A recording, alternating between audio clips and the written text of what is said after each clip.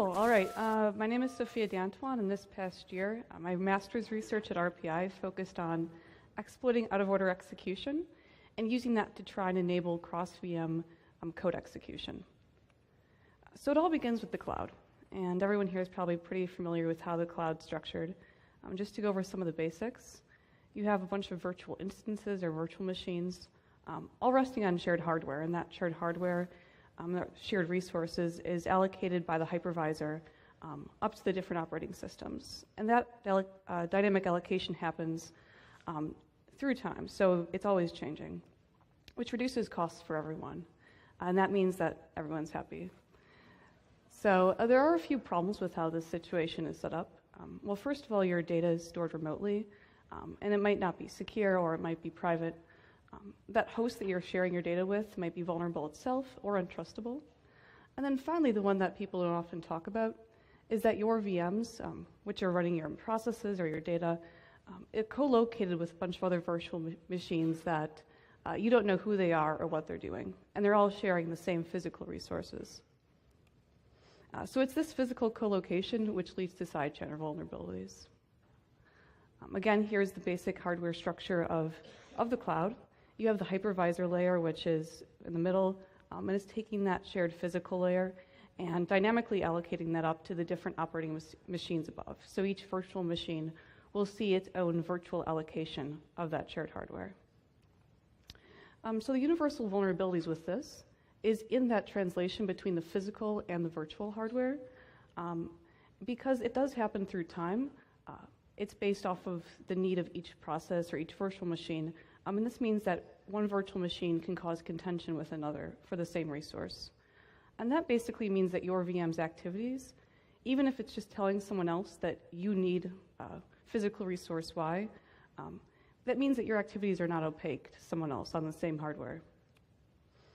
So how can we exploit this? Well, we can do something like in cryptography. A side channel attack is any attack which you can gain information from the surrounding system that's implementing the crypto scheme that you're running or the program that's encrypting something. And now in cloud computing, it's quite similar. It's a hardware-based side channel, which means that the environment, the physical environment surrounding the virtual machines is what's leaking the information. And it does mean it's cross VM. So each VM, even though it's like a black box to other VMs, they can't query inside of it and they can't directly access anything inside. They can learn about the surrounding environment that virtual machine is running on. This does mean that the information must be both recordable and also repeatably recordable. So you have to be able to reliably learn information from that environment and be able to map that to the same known processes or to the same known information with a certain degree of certainty. So you can kind of structure a basic send and receive model out of this, or a basic side channel. So this is hardware agnostic. You have one transmitter which is forcing artifacts. Either it could be knowingly forcing artifacts into the environment or unknowingly forcing artifacts in the environment.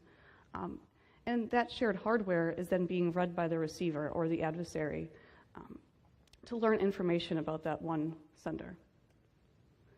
So the different ways this can actually be used, if you just have a receiver or if you're just listening to the benign environment noise, you can do things like leaking what processes are running on other virtual machines or keying the environment in which you're on. So you can create a unique signature from the environment and the environment's average usage of the cache, for instance, and use that to ID that specific server that you're running on in the cloud. And that you could use then to determine what physical resource you're running on. Now, on the opposite side of the spectrum, if you're just running a transmitter or if you're just forcing artifacts in the shared hardware, you could do something like a denial of service attack, where you clog the pipeline or you clog the cache so other processes that might need it can't. And this can be pretty basic and just forcing someone else out of the cache, but it can actually alter the other execution or the other processes and results. And if you mix these two together, you have something that is more like a communication network. So if someone's forcing patterns in the environment knowingly, and someone's receiving those, they can send messages back and forth. And this is what most people think of when they think of side channels. And this is how it would look like. So this is just a simple communication network where you have several virtual machines forcing artifacts in that shared hardware medium. And one VM is then reading those artifacts from the medium and averaging them out to create meaning from them. Just to bring this into a more concrete example, in the cache, there's an attack called the flush and reload attack, and it's targeting the L3 cache tier. The receiver or the adversary, which is listening to the environment, flushes a pre-agreed line of L3 cache and then queries it later on for information. And the victim VM, the one that's also using this shared resource, is accessing that same shared line of L3 cache. And in this case, it was doing crypto basically, and accessing that same shared line of L3 cache with its private key. And the adversary was able to leak that private key at the end. If you want to read more about this specific attack, it's on my website. You can read it there. Now, but specifically, my research involves attacking the pipeline. So how can we use the pipeline in a similar way that most people use the cache to create side channels? Well, there's a couple benefits of the pipeline versus the cache. The first, it's quieter. It's much harder to detect that someone's misusing the pipeline as opposed to the cache, simply because the cache is easier to query or interact with. It's also not affected by noise in the system as much. It's not affected by cache misses or other errors that the system may have. And in a super noisy environment, much like the cloud, where tons of processes are just operating normally on the same hardware, the pipeline side channel is actually increased or amplified in strength, which is great. So how are we actually doing this? How are we targeting the pipeline? Well, first of all, the attack vector is we want to create a side channel to exploit inherent properties of this hardware medium. So some things that we can be assured of being there. And this means that we have to have some basic requirements to create a side channel. We have to have shared hardware. We have to know we're dynamically allocated that resource, both of which are inherent properties of cloud systems, so that's great. And we have to be co-located with our victim VMs or our other collaborating adversaries. And that's something a little harder to determine, but like I said earlier, it is possible. So we're going to assume that going forward. So specifically, we chose to target the processor as the medium, and on the processor, the CPU's pipeline. And the difficulty associated with the pipeline is that we need to query these artifacts or these messages that we're forcing dynamically. So there's no really easy way to query the pipeline for a specific state because you can't. If you did that, you'd probably be affecting how the pipeline state is. So all we really can know about the pipeline is the instruction set or the instruction order we feed it from our processes in the order of those instructions, and the results from these instruction sets. So we get to know the values that the pipeline can return to us, which basically means we can use out-of-order execution. And that's the artifact that we're going to be forcing and then also recording from the pipeline to learn the state of the pipeline as well as to learn about other processes sharing the pipeline with us. This is how it's going to look. So we have a bunch of VMs all running on a shared processor. And like you can see here, the processes are all sharing between two cores.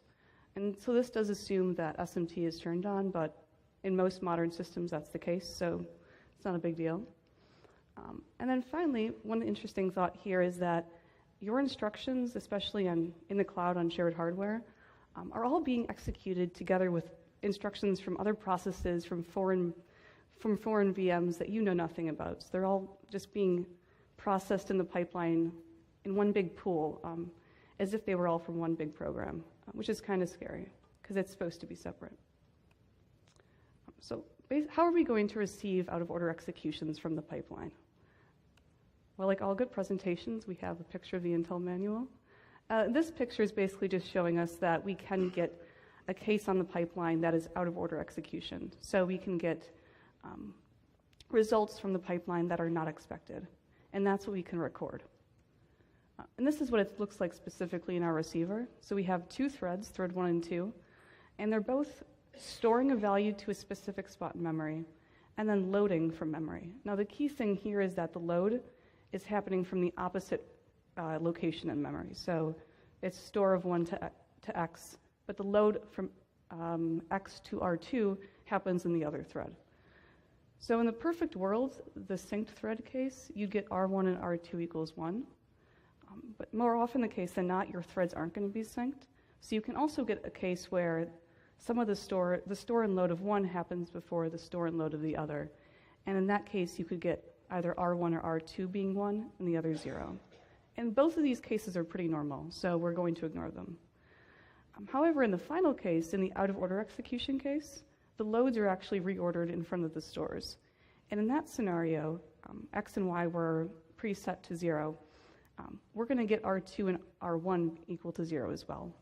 And that's the out-of-order execution case we can count. And so this is just the pseudocode of our receiver. We're iterating through these two threads thousands and thousands of times in certain time frames. And when we do this, we can actually get a count of the average number of out-of-order executions received in a specific time frame. And that's great for us because averages matter.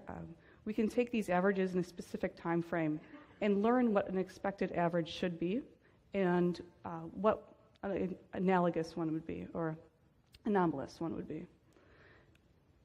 So to transmit or to force patterns in this received average out-of-order execution bit stream that we've now constructed, we have to have the ability to force out-of-order execution averages to increase or decrease. So we're going to actually force the average out-of-order execution count to decrease using memory fences. Now everyone here has probably heard of mfence, the x86 instruction, but it prevents memory reordering of any kind, which is great because that's what we want to do. We want to decrease the amount of out-of-order executions. It is a more expensive operation, but that's great because it's going to do what we want. So this is what the pipeline would look like. Our transmitter is forcing these memory fences in the same pipeline as the receiver. Now the key thing here is that these M fences are being shoved in the same time frames that our receiver is recording in. So that is one key thing to have. But in this scenario, the M fence is going to force the pipeline to store the values of X, or of 1 to X and of 1 to Y before the loads. So these actually should be flipped, but it's going to force the proper ordering of our instructions. So this brings us to the importance of memory models. So there's two different types of memory reordering, compilation time and runtime. Obviously, we're focusing on runtime or the out-of-order execution case where the pipeline is dynamically reordering our instructions. And we're also focusing on a usually strong memory model. So x86 architecture, and this basically means that for the most case, the pipeline is going to handle our instructions safely. It's going to give us the results that are expected or correct. However, it's usually strong, which doesn't mean always, and that does mean that we can get that incorrect case, or the R1, R2 equals 0. So we're exploiting this inherent property of pipeline optimization. And there's 4 different types of memory barriers. So the specific case that we're focusing on is we want to force the store to occur before the load. However, there are 4 different types. Unfortunately, the store load barrier is the most expensive, so it must be true with most things in life. But to reiterate what we were saying earlier, we want to force out-of-order executions. So we're going to assume SMT is turned on, and we're going to use a store load barrier mfence to prevent that out-of-order execution case. So to decrease the average out-of-order executions that we can read from the pipeline in specific time intervals. And so for our victim or our transmitter, we're going to force these patterns and affect the order of stores and loads. Like I said earlier, it's time frame dependent. So now we have both the ability to force out-of-order executions on the pipeline as well as to receive. So now we just have to design the channel. So in our lab, we had a Zen hypervisor, just because it is the most popular commercial platform. Xeon processors, shared hardware, specifically 4 cores and 6 virtual machines. Obviously, SMT was turned on. This is what it would look like we had our 6 Windows 7 virtual machines all running noisy operations, and that was just to create similarities between our lab environment and a real-world case in which one server might have thousands and thousands of processes on it. All right, now specifically if we apply our basic sending and receive model to this, we'd have one VM acting as the sender and one as the receiver. Or in a bi-party communication situation, you'd have one VM having both and the other having both as well. And because our side channel is over the pipeline, these processes, the send and receive, would all have to be assured to be executing on the same pipeline. All right, so to demonstrate this, this is just Windows 7 VM with Zen Center on it, so I can connect to my Zen server. And we have our clones here, and they're all just sharing the same amount of hardware, the same space. Oh, and I forgot to say, you can follow along if you want. On my website, you can get the send and receiver Python scripts that I have. These are wrappers around the actual C and assembly code that I use to force and receive out-of-order executions. However, the Python is great because it helps me easily adjust for noise in different time frames and things like that during the testing. So in this scenario, we had recon1 being our receiver.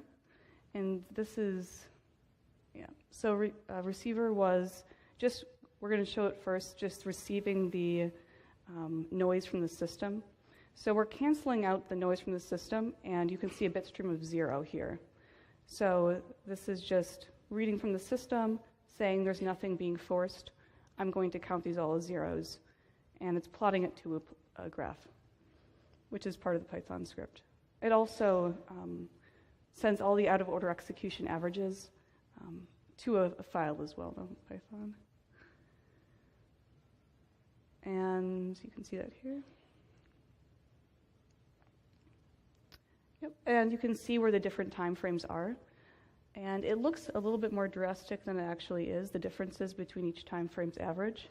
However, like I said, each system might have a unique signature given what different processes are running on it.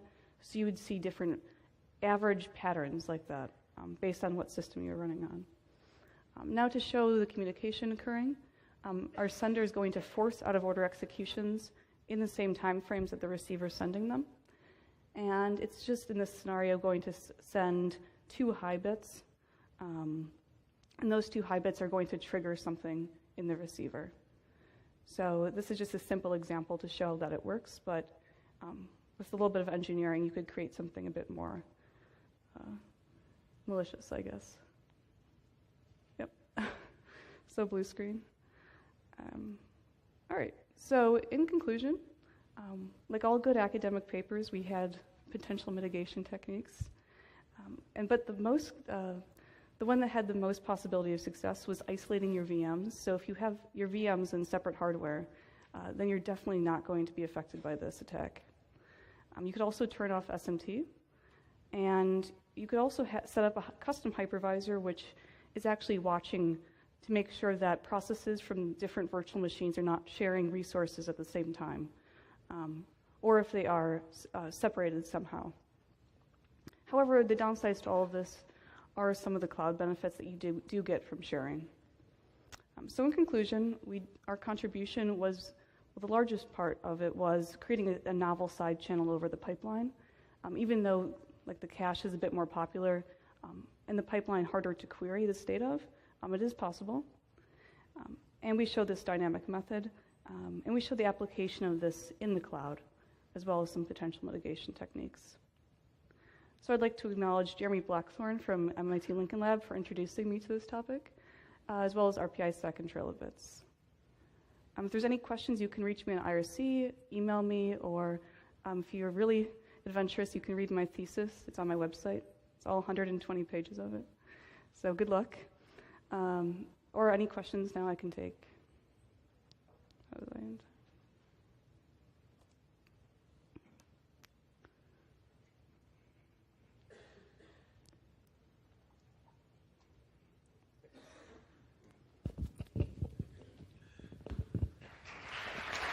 Hey. Somebody's got a question. Hang on. No, just real quick. What do you define as a noisy environment? When I say noise, I'm basically saying that there's processes or activity on the system that's creating a load in the resource that you're targeting. So like in the case of the cache, you'd have a bunch of other processes shoving values in the cache or using the cache for something. So when you say you simulated a noisy environment, you just had stuff going on. Nothing is particular, right? Because it's going to be completely different depending on every system you're on, right? Exactly. So, that's the point. So you want to create an environment with enough processes to create some sort of entropy in the signals that you're reading, just so you know that your noise canceling algorithms are working or your receiver is not too delicate and things like that.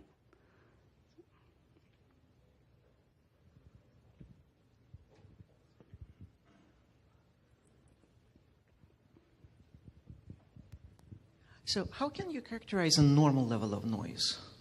It would be specific to the environment. So what I did for this case was you just basically take thousands and thousands of recordings from your system and average those together. Have you tried that on, say, EC2 or?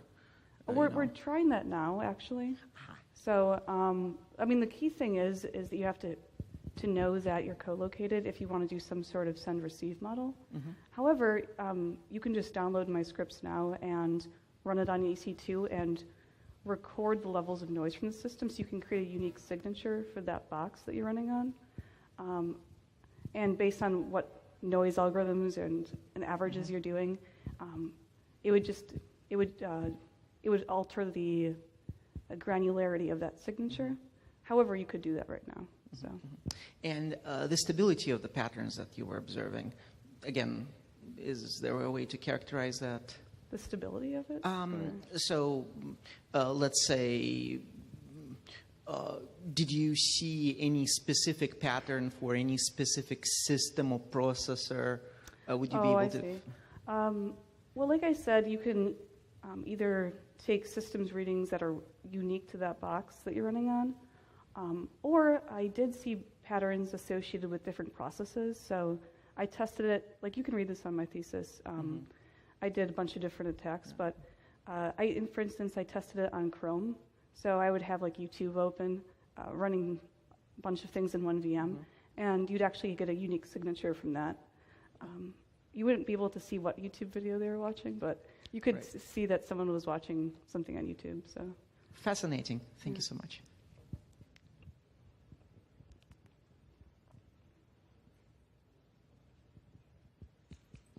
Cool.